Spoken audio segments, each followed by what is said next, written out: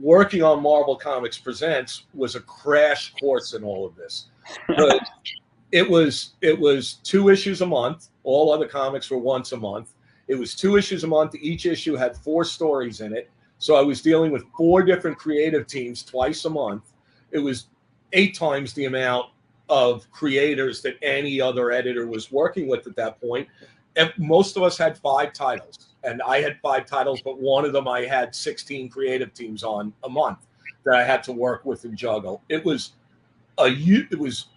stressful as hell. I constantly worried about missing shipping on those titles, and that had a business consequence for Marvel. It made the books returnable if you miss shipping.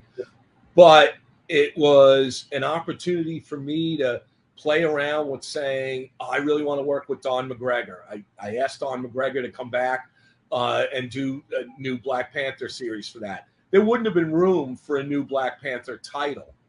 There really wouldn't have been in the Marvel lineup at that point. But I knew I could do any characters I wanted, even obscure characters or characters I loved as a kid. And I could use creators I loved as a kid. I could use legacy creators. And that's a way I could work with new people as well.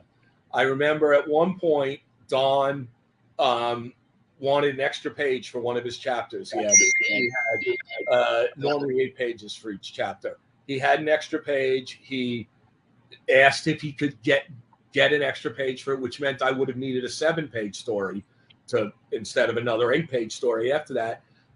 I sort of teased him a little, and I said, because Don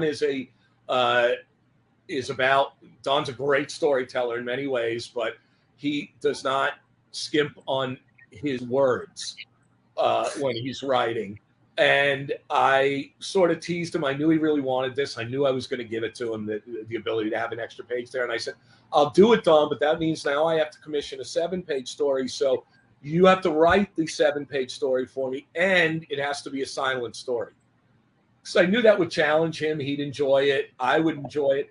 And I knew Don was a consummate storyteller and just an excellent writer. So it gave me the opportunity to try out this new artist that his samples were showing up in the Punisher office, Jim Lee. So I would never have put an inexperienced artist like Jim with an inexperienced writer. But I had my pick of almost everyone in the industry at that point. So I could put a very experienced writer with an inexperienced artist,